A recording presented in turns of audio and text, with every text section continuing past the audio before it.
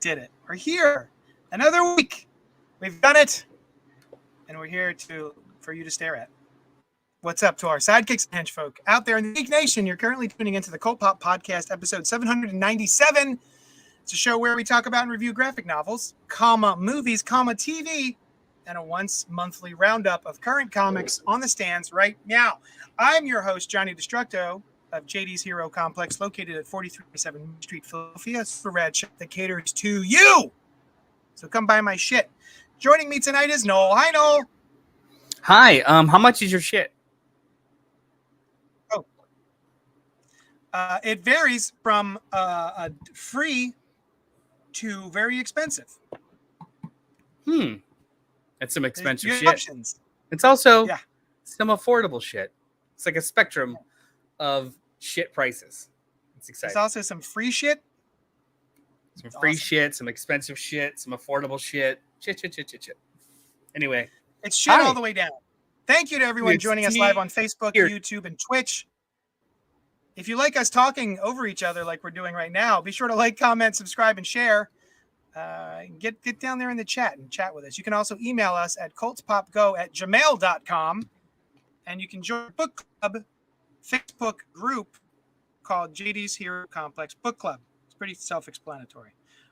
We have an email, but I put my phone on airplane mode so that I wouldn't mess up the internet connection. So now well, hang on. While you look for the email, I'm just going to go ahead and ask a couple more pointed questions about this shit that you possess with which you want to sell at the highest bidder or whatever the shit's worth.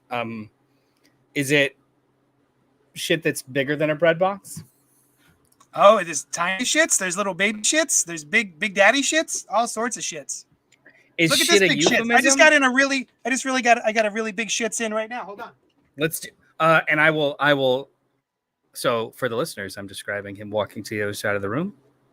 He's coming back with a very large shit.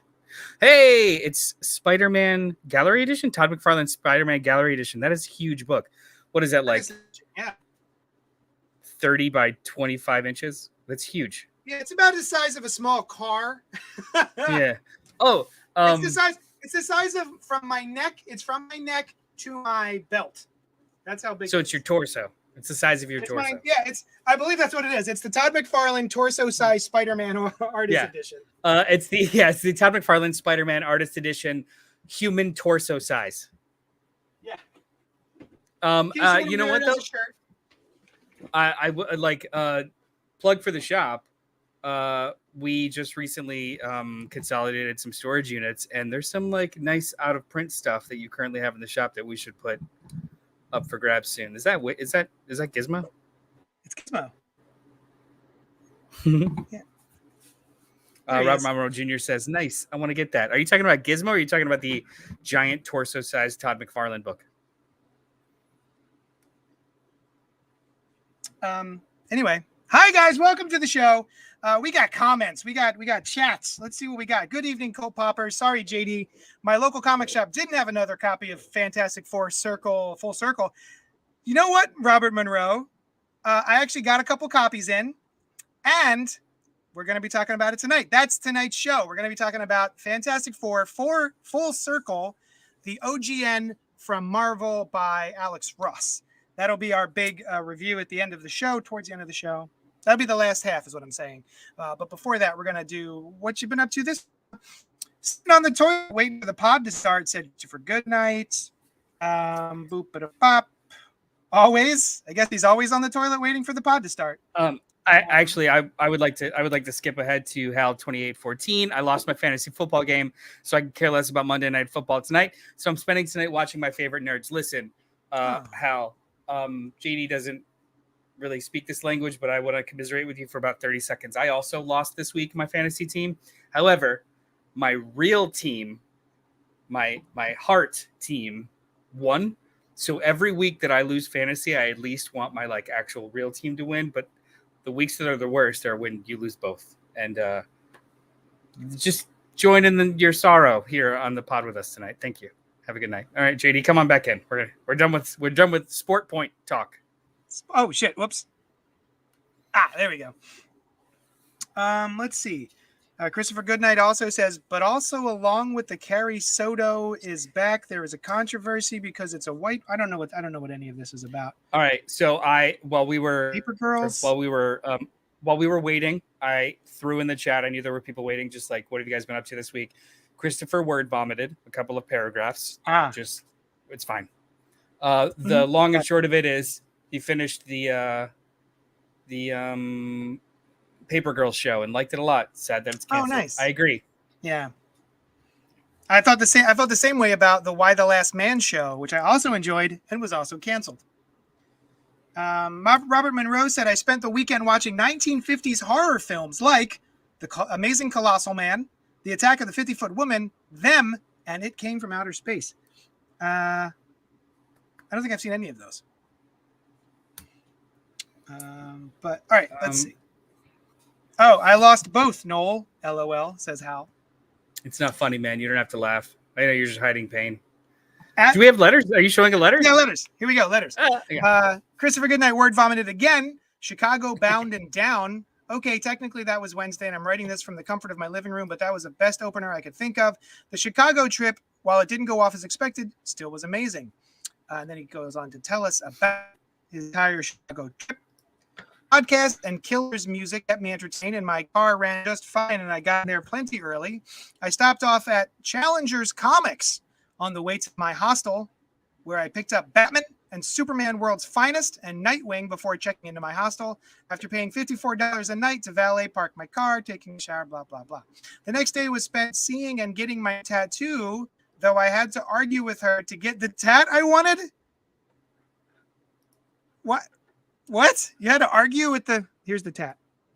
Wait. Oh, bossy. Oh, good. I dropped it. Oh, Jesus Christ. I dropped it again. Oh, no. Oh, my God. You know what? I don't want to see it. It's too much. Everything's fine. Just describe it. Come back, it's fine. email. Here we go. Everything's fine. Everything's going great. Nope, this is a different one. Go ahead, Noel. I've never cared about somebody's the exact tattoo. So, Wait, are you? So no, are we both stuck? Oh, no, shit. I'm not stuck. You are. Anyway, I'm not reading this email. But you went and saw the Killers. It's a great band. I'm sure they're good live. Haven't listened to them in years. Challengers. That's the store that's owned by Art Balthazar, right? Yeah, that's like a famous Chicago store. That's a cool one. I think John Suntress frequents there. Of Word Balloon fame. And I mean, Art and Franco actually also have a podcast. We're going to review podcasts now. All the ones that are located in the Chicagoland area, including 11 o'clock comics, which I don't think it happens anymore, but it was that whole group of guys that just got together at 11 o'clock on Wednesday nights and talked about the comics that came out that week. It was back in the day when he actually did download podcasts. This is me just vamping. JD is just a dead screen on the side, isn't he? Yeah. So talk to me. Let's see. Christopher, you had said something about Carrie Soto. I am not familiar with this. Let's see. But also, along with the Carrie Soto is back, there's controversy because it's a white woman talking about the struggle of two ethnic tennis players in a predominantly white sport. Not familiar with Carrie Soto is. And with Paper Girls, it's three dudes writing about teenage girls, two of which aren't white, and at least one of which is gay, which gives them the right. It would be different if Comics World was flush with Black and Asian queer women telling those stories as well, but when a well-known white author does it, it's something that just doesn't sit right with me. That's an interesting topic. In so much as, on one hand, I don't necessarily think it's great to subscribe and prescribe who should write whatever types of fiction that they want to write. On the other hand, creative endeavors are flush with cis white male voices. So, of course, better stories would become better with shared experiences from people that are other than yourself, right?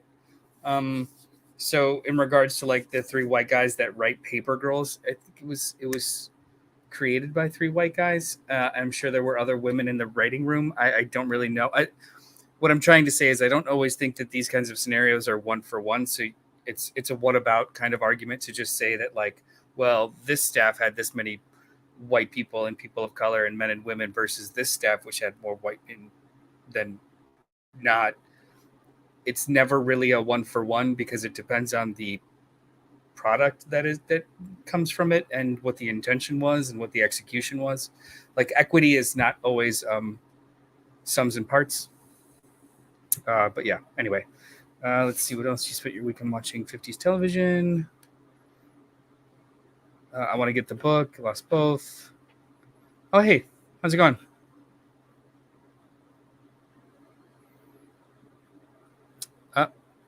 GD was back.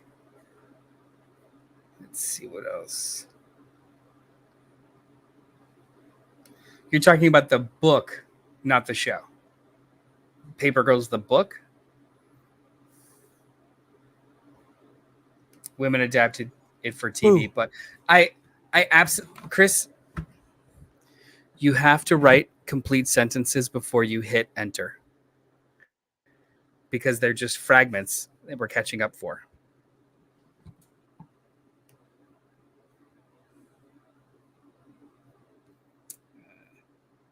Yeah, I guess that's pretty much it. So what have I been up to this week? Let's see. I've been trying to sell some books for shelf space. Because I've always got extra read. I started. Anybody in the chat ever read Transmetropolitan? Anyone know? I started reading it this past week, and I don't know how I feel yet. It's one of those books like Sandman that people tell you should read, but you just don't yet. So it looks like JD still has technical difficulties.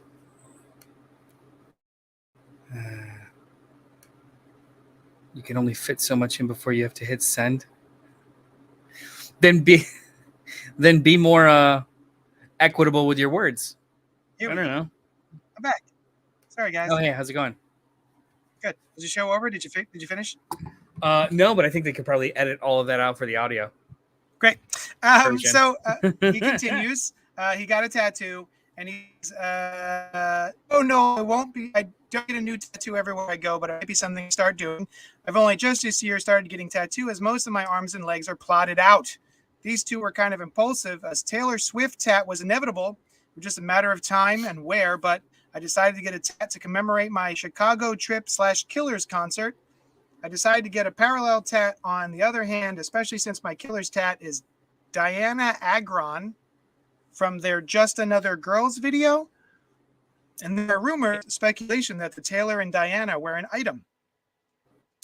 And the Cool Kids and Living Biblically are one-season shows on Fox and CBS that Pat Walsh was the showrunner on. I don't know what that has to do with anything. I already can't wait till my next trip to Chicago. So that was from Christopher St. Saucy. And then, my favorite alien from Charles in Chattanooga. Hey guys, it's me, Charles in Chattanooga, aka Hal 2814. Last episode, I heard y'all talking about Resident Alien, one of my favorite shows. I keep telling people about it, but for some reason, I don't hear much about it online. I know there's a ton of stuff to watch out there, but this is a gem. I've never read the comic, but I love Alan Tudyk, and the chemistry and comedic timing with the cast is so good. I'd be here all night mentioning them, so I'll mention Alan Tudyk with Saren Tomko, who plays the nurse, and Corey Reynolds, a.k.a. Sheriff Mike, with Elizabeth Brown, a.k.a. Deputy Liv.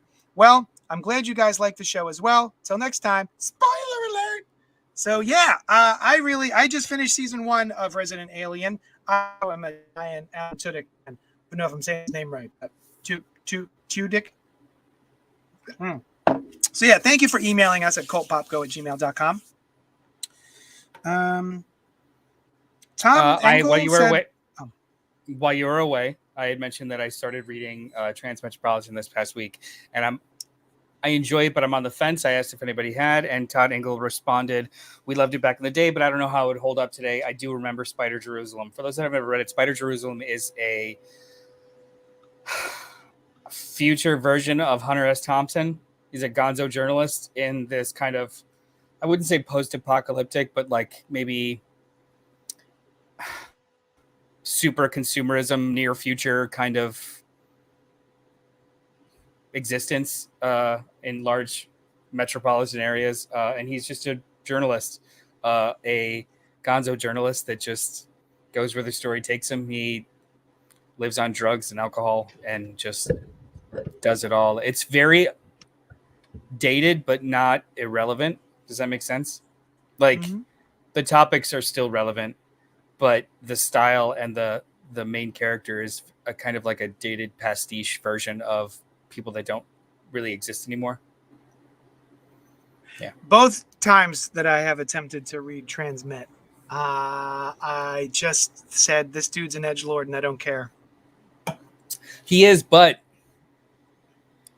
they, after the first arc, they saddle him with a journalist student who continues to call him out on his insanity and stupidity. It's like, so it becomes a much better dynamic than just like, look at this edgelord being awesome and saving the day. It's more like, look at he's got a diarrhea gun. Yuck, yuck, yuck, yuck. Look at this wildly out of touch idiot that happens to be a savant when it comes to social justice. So like, he's a garbage human, but he's an excellent journalist, and that part's interesting. But we'll see how it goes. Christopher St. Saucy's giving us some He's bullshit. Getting saucy. It's called reading comprehension, my dudes. If you read all my contents versus just one comments, you would understand me. Also, if you could remember something for longer than a week. Hey, same. Maybe if you didn't write every thought in your head in one letter, I wouldn't have to skip. But also, my brain is bad and I don't remember things for more than 20 minutes. I have terrible short-term memory because of my ADHD, and it's a lifelong struggle. Let's move on. Let's see. Before we get to tonight's main review, let's go around the digital room between me and Noel and talk a little bit about what each of us has watched and read this week in a segment we like to call "What You Do This Week, Huh?" Hey, Noel. Yeah.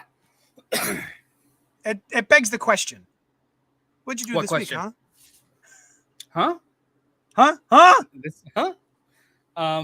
Well, I read, other than Transmetropolitan, I've read some other stuff that I'd like to speak about here on the show.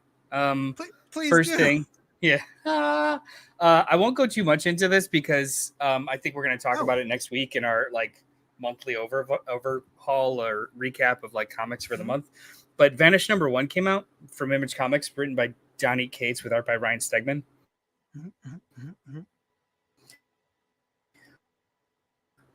Comic book.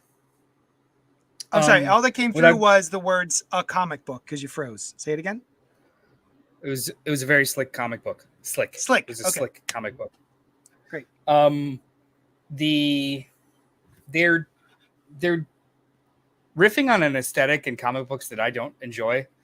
I don't have fond memories for like early to mid and late 90s, or just 90s comics, the chains and edgy darkness. Kids love chains. Shit. They're riffing on an era of comics that I don't like. Yeah. However, the way they do it is earnest, and it actually has like it has like emotion to it. So it's less, it's definitely nostalgia and member berries, but it's done with modern storytelling techniques, so it doesn't feel stupid. Does that make sense? Like if you read some of those older comics, it's just like, you know, lots of pouches and people just shouting exposition for the next splash page. It's done with modern storytelling techniques, but it is definitely riffing on stuff that I don't like. So every time I start one of their books, it's like, I get it, but I just always end up kind of like falling for it by the end. Yeah. So I'd be really interested to see what you think with this one. Well, I have a history of liking that sort of thing. I do not go back and read Silver Age books almost ever. But I love modern retelling of Silver Age tales. Yeah. Robin Year One, Batgirl Year One, etc. Or gosh, what's the JLA Darwin Cook? Oh, New Frontier. Yeah. New Frontier, stuff like that. Yeah, I love modern redos of those time periods and those sort of characters. So yeah, that sounds like it might be right up my alley. It's just the same thing, just sliding like time 30 years about 30 years later. But yeah, it's the same kind of thing, and it also is at the same time. It's a little bit of a riff on Harry Potter. Ah, so what? it is Okay. it's a very interesting book, and I really liked it. I'm looking forward to talking about it next week. I'm definitely going to put it in the pile. Awesome. But the other thing that I caught up on this week was Berserker. Breeze Wrecker? Yes. Tell me more. Wrecker, yeah. This is issue 10 of 12. The book comes out mildly infrequently. Like it's monthly, but I think it's it's got to be on like a 6-week schedule because it just feels like forever between issues. I was really liking it for like the first 3 or 4, but it's so boring. Oh. It is one of the most boring books that I'm reading currently. And I'm just continuing it because it's only it's I swear to God the plot hasn't moved at all since like issue 4. Oh, shit.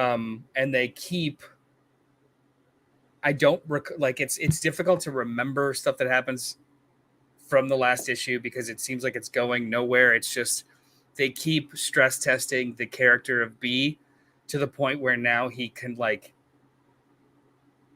transcend to a different plane of existence when he experiences an X amount of pain. And it's just like it's like the most boring version of power-ups constantly every issue.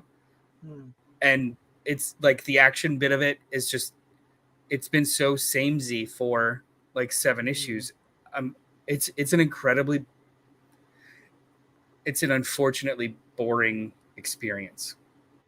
I felt the same way. It reminds me of Shoot 'em Up, the movie Shoot 'em Up, because it's at 11 all the time, and there's so much going on, so nonstop that I actually get bored by how much is going on. Well, at least that was only 85 minutes. This has been 10 months. That's true. Good point. That's a shame. I mean, I didn't really care. I read the first issue and I went, "Ah, cool," and then never thought about it again. The first 2 or 3 actually had like some promise. They were very fun. It is a slog to read, and if it wasn't ending, I would probably drop it. If this was an ongoing, I would just be like, deuces. Hal agrees with you. It's like that's what is that saying? Like 10 pounds of 10 pounds of shit in a 5-pound bag. Yeah. It feels like a pound of shit in a 10-pound bag. In a 10-pound bag. Like it's just they're spreading nothing out and just smearing it. I'm just gonna take this shit further. Like they're taking the poop and they're smearing it. Yeah. And seeing how far down the wall they can get. Yeah. That's a visual. Don't like that. The last thing I wanted to talk about real quick was Phenomena, The Golden City of Eyes, published by Abrams Books, written by Brian Michael Bendis with art by Andre Lima Arroyo. It is an original graphic novel by Brian Michael Bendis and Andre Lima Arroyo. So before I even talk about the story, I would like to talk about how wonderful this presentation is for this book. It is matte and glossy. Like just the presentation itself is great. It's standard size, but the inside of the dust jacket, matte and glossy, so it's got spot varnish. There you go. Didn't know the terminology. Yes. Spot varnish. It is a penciled hardcover, and I didn't know this. The book itself is in black and white. What? It is incredibly detailed, fantastic fucking pencils. Wow. Like this book is beautiful. Okay. This art is phenomenal. That's nice. I do not know this gentleman, but it's a boon for Bendis to get him on board for these which is promising to be a series of original graphic novels. This is the first of a couple, I believe. Phenomena. So, yeah, Phenomena.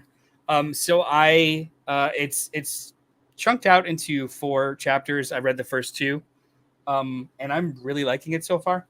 Do you, Jade? You can take me off the single screen. JD, do you remember, Frey, the Buffy book? Yeah. Oh yeah.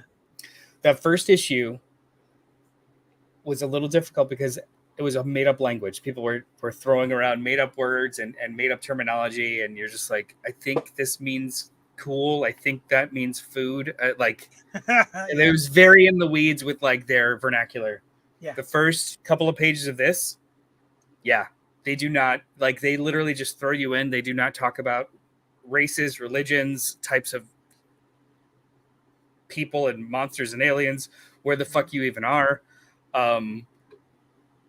But it starts to sing really quickly, and honestly, the art does most of the legwork. It's awesome. It's just incredibly awesome. This is really, really good. Can you give us the elevator pitch for what it is? What's it about? So far, it seems to be. I mean, everything's a post-apocalyptic world, but I don't know yet if it's Earth or not. But it is a young boy.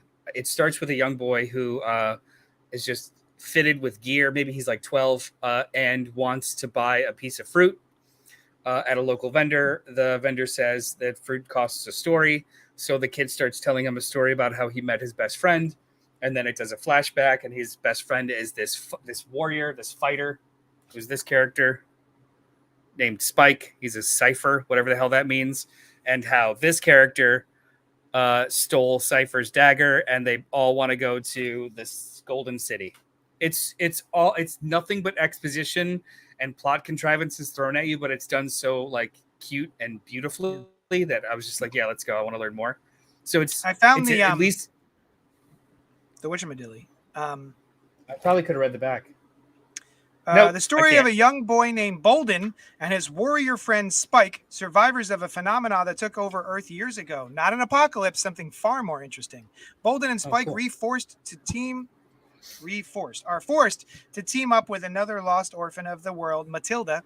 The trio of heroes go on a globe-trotting adventure that takes them to a magical, mysterious place called the Golden City of Eyes. And the quest across this epically crazy new world, looking for answers and purpose, they face off against dark forces, big and small, changing the world better along the way. Each journey is personal, and every chapter takes the trio toward a different, visually iconic destination, and each location, character, and chapter reveals clues to the shape of the world and how they got there, and ultimately, their purpose. So, yeah. It's very good. It's basically what you said. I liked it a lot. So far. I'm going Nice. to finish it probably tonight. Awesome. Great. So, JD. What you been watching, huh? I'll tell you. As soon as I bring up my notes and remember. Oh, that's right. I watched Reboot, a new Hulu. Is it still a sitcom? It's a sitcom. It's a Hulu sitcom about a sitcom from 20 years ago that was very schmaltzy, and now they are doing a reboot of like a revisit, right, to make new episodes. But they're trying to be edgier and hipper and more aware. And it stars Rachel Bloom, which is the reason I even bothered checking it out, because I like her from Crazy Ex-Girlfriend. And Keegan-Michael Key, is that his name? And Paul Reiser and Johnny Knoxville for some reason. So yeah, all of these characters. Oh, and Judy Greer, who I like a lot. Judy Greer's in it. And so basically they were the stars of this TV show 20 years ago or 15 years ago, and now they're doing this reboot where they're all coming back and they're doing a new version of it, and all the fun things that happen. It's a lot of fun. I've only watched the first 2 or 3 episodes. It's still coming out. It didn't drop it all at once. So the first, I guess it was 3. The first 3 episodes are a lot of fun, really funny. Even Sushan looked at me after she watched the second one and was like, "This is smart. This is good. I like this." We both like watching shows that take place in entertainment. So I like a show about a show. I like that sort of stuff. So I like to see how Hollywood works and how TV shows are put together and behind the scenes stuff. And so it's a lot like that. Word. So that was a lot of fun. I recommend checking that out if you got Hulu. And then I finally checked out Michael Mann's first film, 1981, called Thief. Michael Mann had directed what has he done? He did the Miami Vice is the only one I can think of, and that's the only one I haven't seen, I think. Manhunter, right? Yes. The one with Tom Cruise. Collateral. Collateral. Yeah. He's done 5,000 things that are all plays, and they're all like macho and awesome. But I can't think of a single one. So just keep going. So yeah, Thief is the name of this movie. It's starring James Caan. And it's just about a thief, and he is a guy who breaks into safes. He steals diamonds or cash, stuff like that. He has a very specific set of rules that he follows, and he winds up getting kind of deep in it because he finds out that somebody kills one of his men and his crew who had his money. So then he goes to try and get his own money back. And that winds him down this path. And it's really good. Macho is right. Right. Toxic masculinity out the wazoo. But it was really, really, really well done. I really liked it. I love the way Heat is the one we're forgetting, by the way. Heat. That's the one. Heat. Yeah. I actually went specifically to watch Heat. And then I saw this pop up on the blip loop. So I was like, oh, you know what? I'll check this out. So I wound up watching this instead of Heat, and oh man, it's great. It's got a little bit of a slow pace to it, and there's a really interesting scene where he's been seeing this woman, and because of the gig that he's on, he's like 2 hours late to meet her for a date, and holy shit, he sucks. He shows up at the bar. She's like, get out of here. You're 2 hours late. I believe it's a real quick shot, but I think she was actually asleep at the bar. And so he comes and he wakes her up and he's like, come on, you were looking forward to this. And he literally grabs her by the shoulder. She's like, get the fuck out of here. I don't want to talk to you. He's like, no, you were looking forward to this. Let's go. And he grabs her, manhandles her out the door, pushes a couple of people who would try to stop him, brandishes his gun to the bouncer to get him to back off. And then he walks her outside, and there's people waiting for the bus, and he opens up the passenger door, puts her in the passenger door, closes the passenger door, goes to walk around to the driver's side, and he sees that she is getting out of the passenger side to leave. So he goes around, grabs her, slams the door, walks her around, forces her into the driver's side, and then scoots in beside her so that she can't leave, I guess. And then hits a car as he's pulling out and then speeds off. And then he's like, the next scene is them in the car, and she's like freaking out, obviously. And he's like, come on, I'm a stand-up kind of guy. Let's get this romance on the road, huh? And she's like, what? All normal reactions to him being a douchebag. And then they go to a diner, and he convinces her somehow to date him. And then they wind up, she sticks around. So, I couldn't believe it as I was watching. I was like laughing in disbelief at this character's behavior, and then she winds up falling for it somehow. But then the rest of the movie, the 70s were weird, man. Yeah, man. There's been a bunch of shit like that. The scene in Blade Runner, the very rapey Harrison Ford Blade Runner scene. I think he pulls something similar in the Indiana Jones movies. Weird, man. Yeah, that's romance, baby. Yeah, she wants it. She says no, but she means yes. So anyway, I watched that and it was very good. Besides that one really weird scene, it's good, and it ends in a way that I really liked. So, I'm gonna spring this on you. Did you finish the Fast and Furious from 2001? The very first? The very first film Yeah, from 2001. actually, I watched it here in the store. Real quick, what'd you think? It's got some heart to it. It is Wow, ridiculous. But there are a couple nice. scenes to it that I was like, all right. There's a scene where Dom is talking about his dad and why he's terrified of this car that he's got. Yeah, Dom, the character, could have been played as like this real piece of shit kind of character, but what's his name? Vin Diesel. Vin Diesel. Actually, he's very charming. Like he's kind of a dick, but then he's also got this charm to him and like this nice guy element that's you kind of get under the layers there. Oh, and it doesn't feel like an act either. So like, it doesn't feel like with. It's gonna be so weird, like complimenting him so much because he's a very weird guy, but I think many other actors would play an anti-hero on the page, and he just does it so earnestly.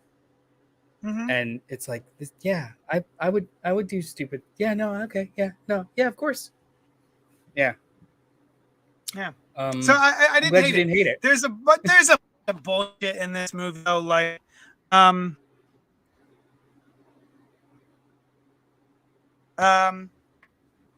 sorry. The gentleman that we were just talking about finally responded. Yeah.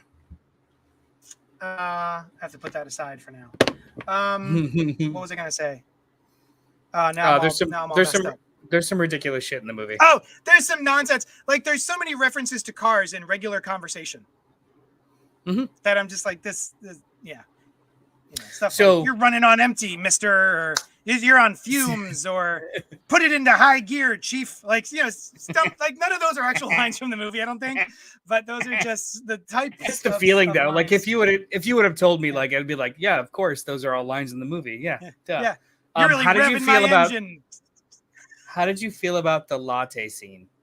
Because for some reason that's it was like so one of my weird. Scenes I laughed so loud at the could have a latte. Like the very specific sort of mugs, and the they were. I feel like they were requisitioning some Hollywood person's house, and it's just like in a mansion with it, and it sounded like it. I was doing because it was such a weird scene. I was doing backstory in my head, like, oh, these guys have never had access to their own latte machine, so they're probably going hog on this Hollywood producer's house. I didn't put that much thought into it. I just thought it was a throwaway funny aside, line. Like the FBI really needs their iced lattes. Or iced cappuccinos is what he says. Oh, my bad. Yeah, iced cappuccino. There's an iced latte I've heard of. I've never heard of an iced cappuccino. So do you want to continue watching all of them and we'll report on every single Fast and Furious movie? Yes. Yeah, it's kind of fun. It was kind of fun. Sorry. All right. That's what I've been up to this week. Let's move on to Fantastic Some housekeeping. Well, I was gonna skip that. I'll skip it. Go to patreon.com/JohnnyDestructo if you want to help the show out. We're just so behind. I feel bad. Let's go. My computer shut off. Fantastic Four full. I keep doing this. Fantastic Four full circle from Marvel and Abrams Comics Arts, written and drawn by Alex Ross. Written, drawn, and painted. I suppose he did everything. It's a rainy night. Coloring help. Oh, did he? Okay. Yeah, it's a rainy night in Manhattan, and not a creature is stirring except for Ben Grimm. When an intruder suddenly appears inside the Baxter Building, the Fantastic Four find themselves surrounded by a swarm of invading parasites. These carrion creatures composed of negative energy come to Earth using a human host as a delivery system. But for what purpose? And who is behind this untimely invasion? I'm pretty sure invasions are always untimely. I don't think anyone's like, an invasion. This is exactly the time I wanted this to happen. Yeah, the Fantastic Four have no choice. What? If you're the invading force, they are timed. That's true. The Fantastic Four have no choice but to journey into the negative zone, an alien universe composed entirely of antimatter, risking not just their own lives, but the fate of the cosmos. So this is a very, in Alex Ross fashion, a very classic storyline and presentation. My first thoughts are that Alex Ross, I love this new interior work that he's doing. This new, they say it's an all new style, but it's basically the same way he draws before, just it's not all painted. It's penciled and inked. But it. Mm-hmm. I will disagree with small points of that, but yeah, keep going. I think it is different. But go on. It feels like a very classic tale. It has all the earmarks of an Alex Ross book, right? That being said, I am not a huge Fantastic Four fan. And I enjoyed this as much as I have enjoyed any Fantastic Four storyline. I dip in and out here and there just to try them out, and they never keep my attention no matter who's writing it. But I love the presentation of this. I hope they do more of these from, the different Marvel characters. This is wonderful. I love this. Nice little hardcover. Although I will say, when I ordered 4 copies for my shop, and I got allocated down to one of each. There was one hardcover and one slipcase variant.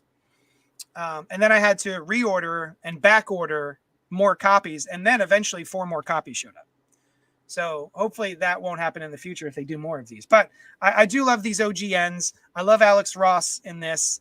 It's a really cool project. And I think for Fantastic Four fans, must have. Absolutely. If you're a Silver Age FF fan, this is right up your alley. You got to get a copy of it. You're going to love it. But as me, I just really enjoyed the presentation.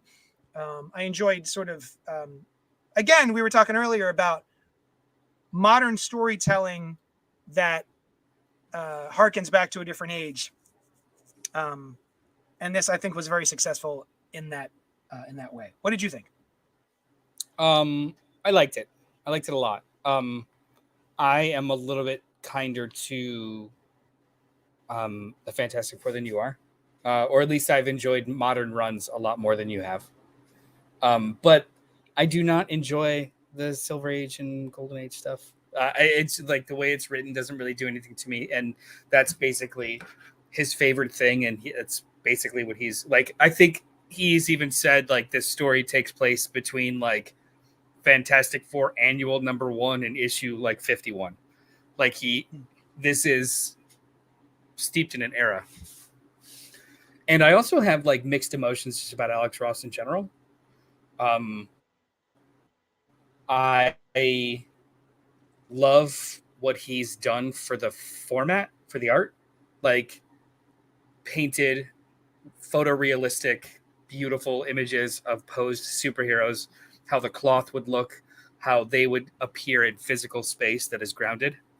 But I haven't always loved it as interiors. There are some bits of Kingdom Come that just kind of feel like people posing as opposed to dynamic panels.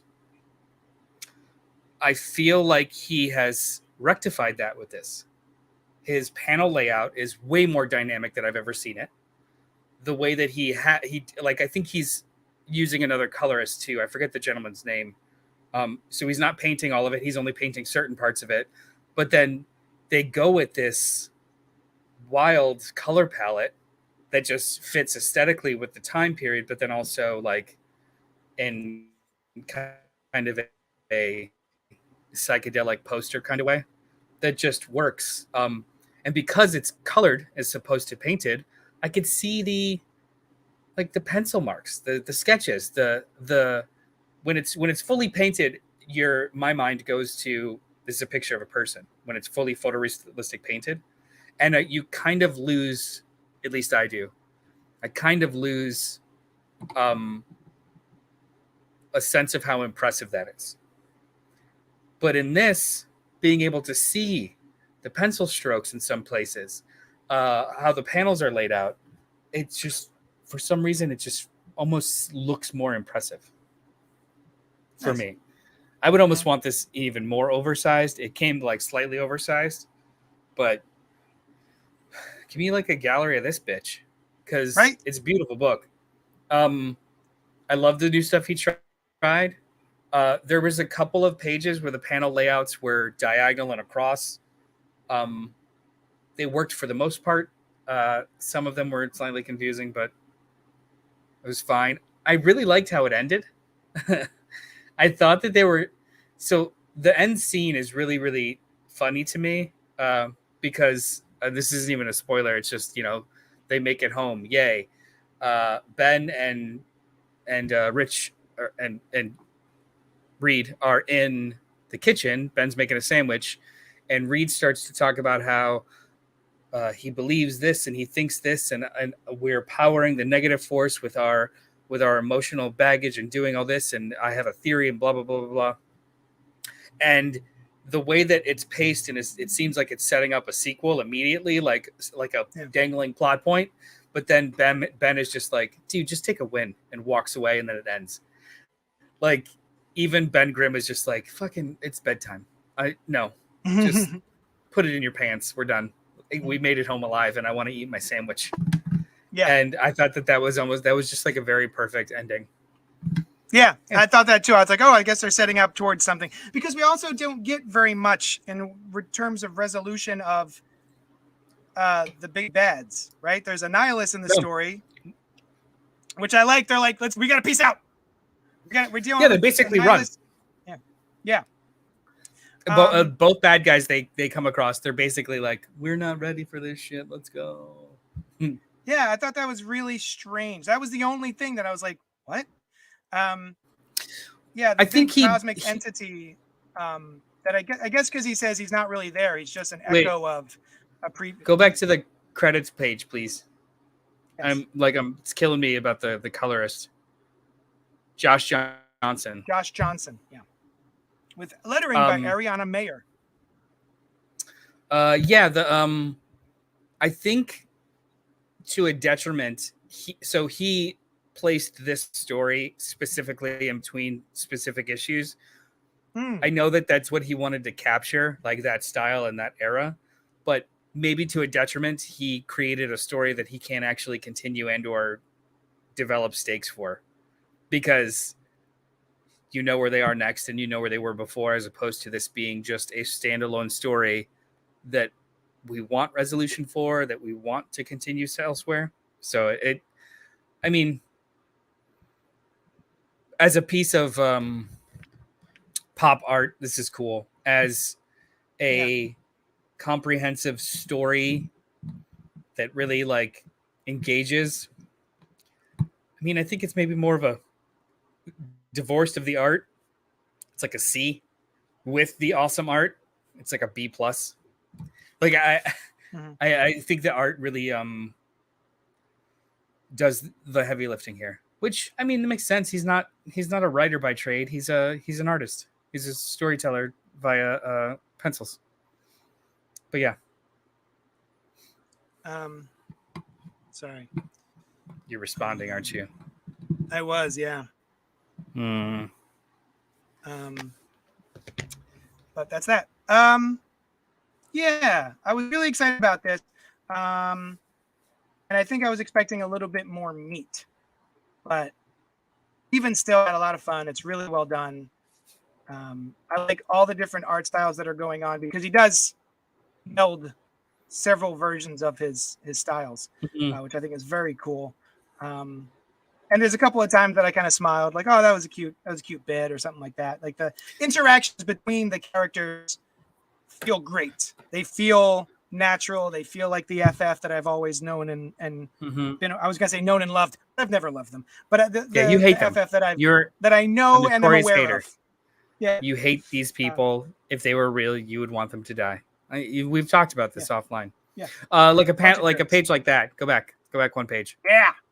Another one. No, go back another one. Oh. So this. I'm glad you brought this up. Go ahead. He's trying new things, which I truly appreciate. Yes. The word balloon layout is mildly problematic, but it's so fun to just kind of fall off the edge of the page where he's guiding me. If it wasn't for the next set of splashes, this would be garbage. So like you're I took a intended to screenshot fall of this off. page. Yeah. I took a screenshot of this page because the way that we're looking at the page is in order to look at it straight up, you have to tilt the page, right? Mm-hmm. So then when I tilt the page a little bit, I start reading Johnny's words. But then I go, wait, that's wrong. So I got to go back and I got to start with the far left, which makes sense. Like the panel, the letter layout is correct.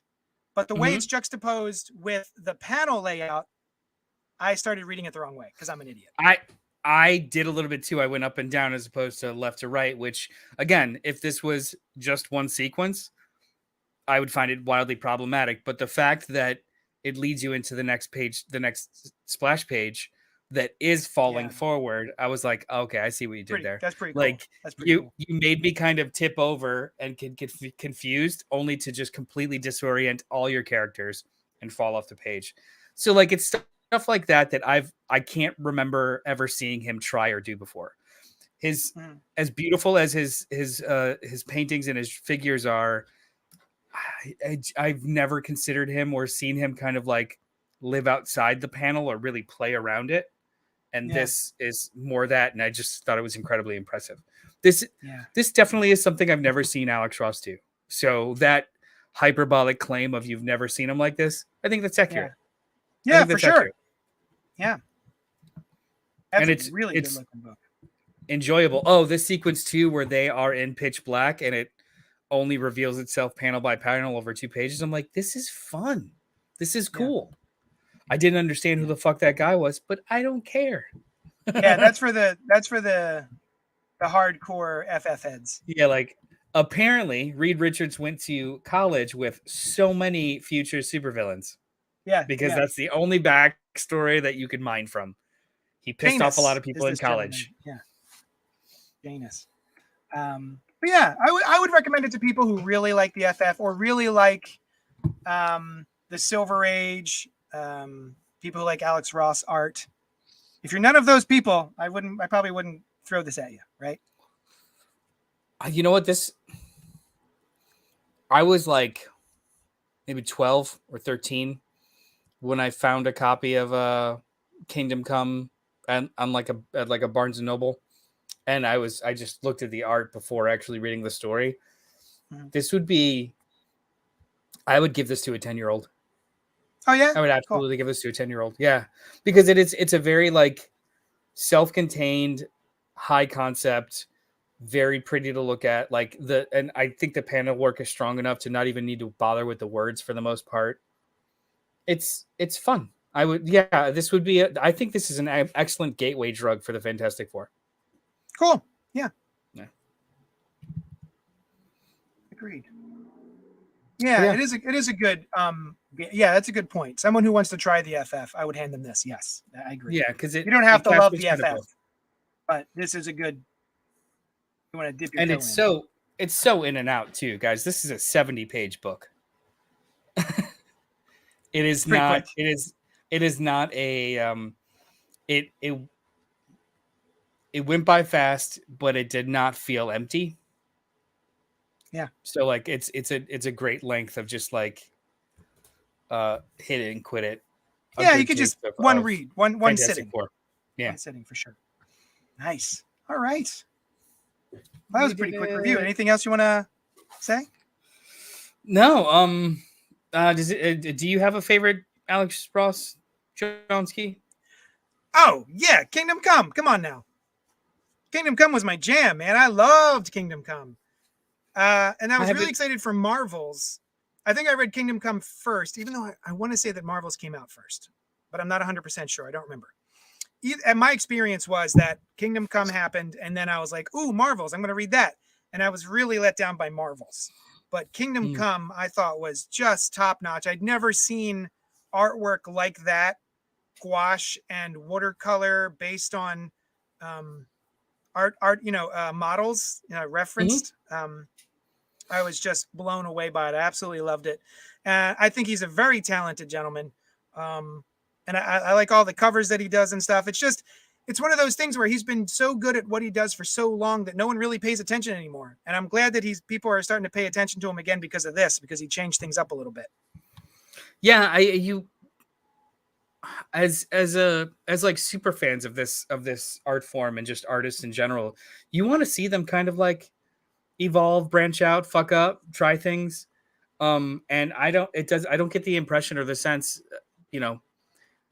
that up until now Alex Ross has really tried anything new since like the mid 90s.